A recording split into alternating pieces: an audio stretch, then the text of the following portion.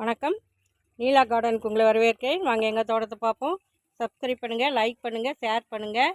இன்றைக்கி என்ன பார்ப்போன்னா, இந்த செம்பருத்தி செடி பாருங்கள், அழகாக 3 பூ பூத்துருக்கு. ஒயிட் செம்பருத்தி, இந்த அடுக்கு செம்பருத்தி ஒரு பூ பூத்துருக்கு. இன்னும் நிறைய மொட்டுக்கள் இருக்குது. என்ன பார்ப்போன்னா, இன்றைக்கி மீனமிலம் செடிகளுக்கு தெளிக்கிறது எப்படின்னு பார்ப்போம். வாங்க வீடியோக்குள்ளே போவோம். பாருங்கள், தண்ணி பிடிச்சி வச்சுருக்கேன்.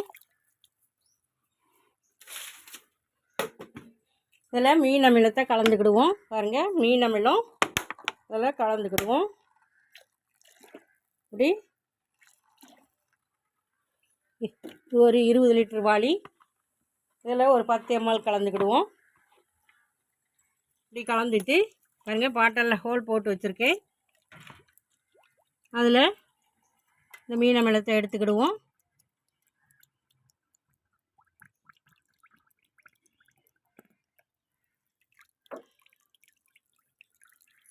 பாருங்கள், இந்த மீன் அமிலத்தை நம்ம செடிகளுக்கு தெளிப்போம். பூச்செடிகளுக்கு தெளித்தா நல்லா பூக்கள் பூக்கும்.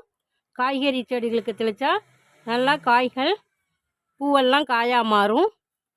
வாங்க, இந்த பாருங்க, ஒரு தக்காளி செடி, கொடி தக்காளி பூ எடுத்துருக்கு. அதுக்கு தெளிப்போம். அது இந்த தெளித்தோம்னா அந்த காயெல்லாம் பூவாக மாறும். அடுத்ததாக இது ஒரு பூனைக்காளி, அதுக்கு தெளிப்போம்.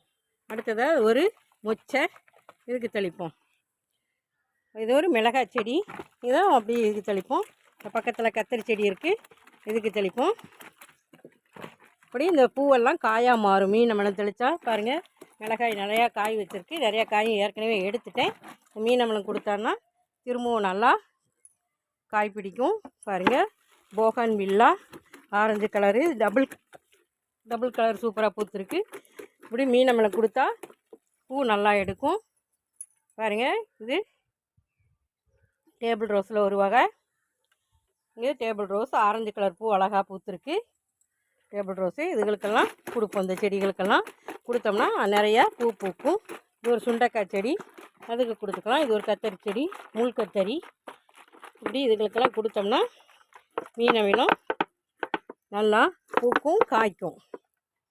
இப்படி அனைவரும் மீன் அமிலம் தெளித்து காய் பிடிக்க வைக்க பயன்படுத்துமாறு அன்போடு கேட்டுக்கிறேன். வீடியோ பார்த்ததுக்கு நன்றி. Happy gardening. வாழ்க வளமுடன்.